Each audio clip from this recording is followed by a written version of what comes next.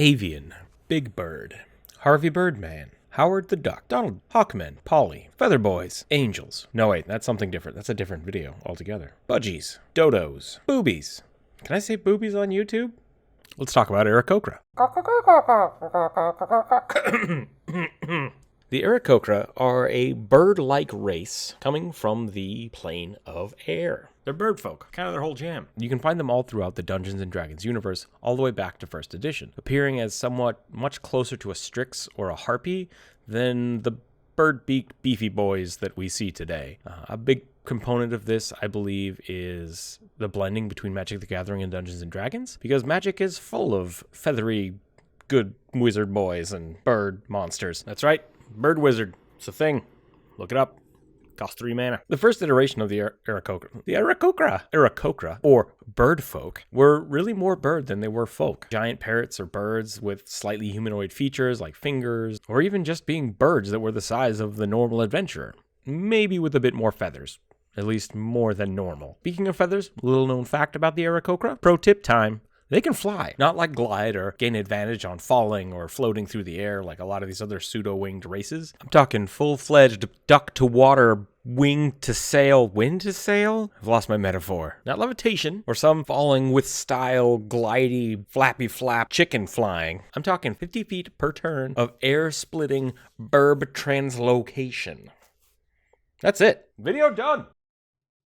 Shoot, I forgot about the other stuff.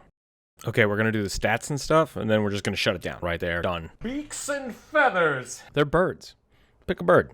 Pick any bird. A bird you can think of. Look out your window. See a bird? There you go. That's it. You're a bird now. Lucky you. Moving on. Bonuses. Dexterity and wisdom. Approximately 5 feet tall, weighing just under 100 pounds. To be fair, that sounds pretty big for a bird.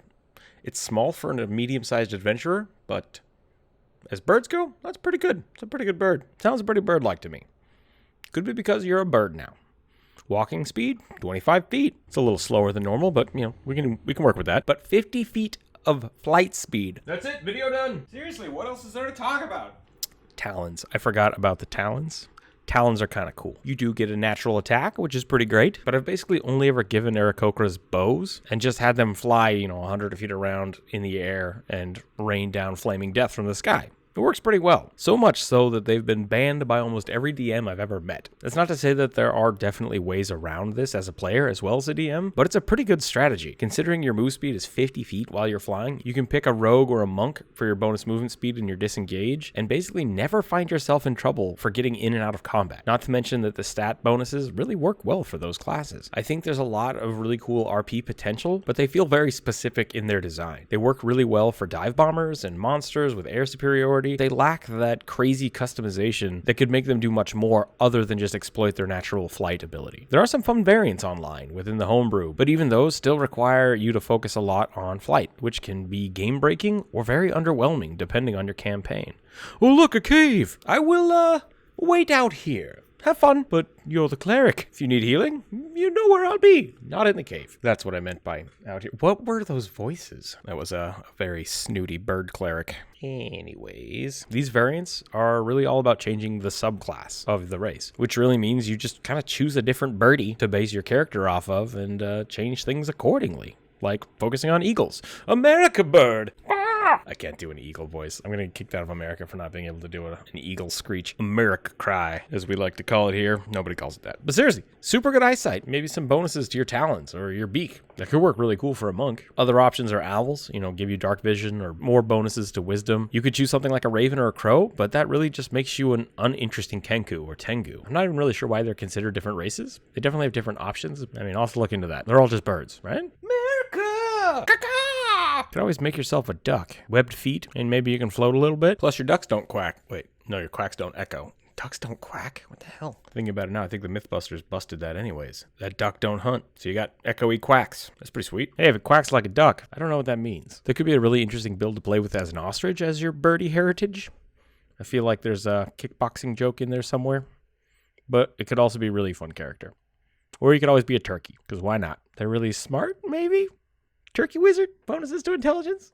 Whatever. Depending on what you want to do, and as much as it sounds like I've been dropping bird dookies on this race, I do think that the flight is the really best component for the Aarakocra. Very few other races have this level of controlled flight. Having full access to your wings and arms, as they are no longer the same thing as of 5th edition, gives you a lot of really cool options inside of combat. To all the DMs out there who are worried about flying characters, there are a few bonuses and drawbacks that I think you should really look at. Things like not being able to wear armor if you really want to be able to fly consistently. I really think that should be based on weight. Medium armor is usually around 20 pounds. And while something like chainmail could restrict your movement, I think that needs to be taken into account if you're trying to pick things up or fly around with other medium-sized creatures or players. Something you should do when you want to play an Aarakocra is sit down with your DM and talk about what is the allowable maximum weight limit based on your strength. This could make really beefy bird characters actually more interesting because they have the potential to pick up and carry party members. This will prevent the ever-present situation of the goblin drop model, and if you don't know what that means, go ahead and reread The Hobbit. I will wait.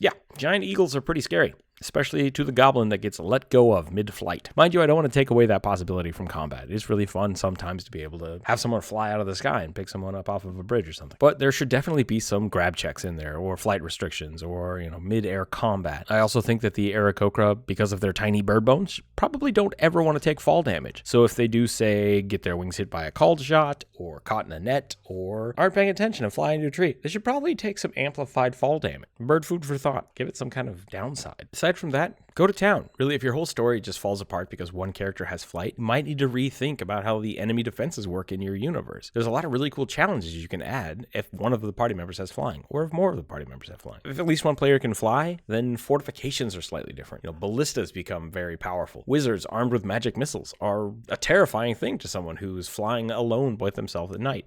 Flying alone with themselves?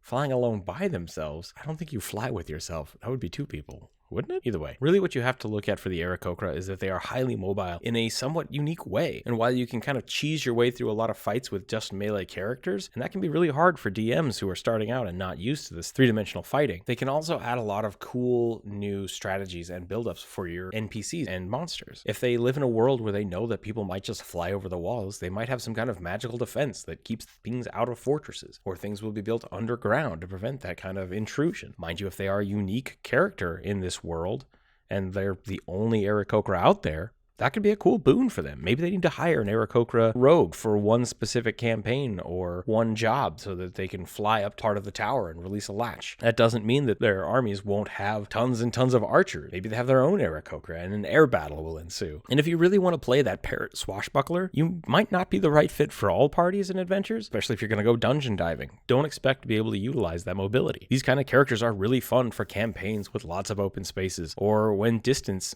can make the game monotonous instead of engaging. Ship-to-ship communication can be really tedious in a nautical campaign, but if you have a carrier pigeon that's a party member, maybe not so much. If your party needs a dedicated tracker or scout, that's where the Aarakocra really stand out. And so while they may not be for all campaigns, they can be really powerful in certain campaigns. It's really up to you how much of the little tiny fluffy bird. It's really up to you how much of the bird and how much of the folk you decide to play in the end. Looking back on the Flash Gordon bird men, they really were just dudes with wings. So, do what you want. But if you want to dive into the bird side of it, do your research. Find a cool bird type, see what their mannerisms are, their habits, what they like to eat. Maybe you only want treasure that's super shiny. Or maybe you only eat carrion. Or you're a giant yellow bird that just lives on a public street.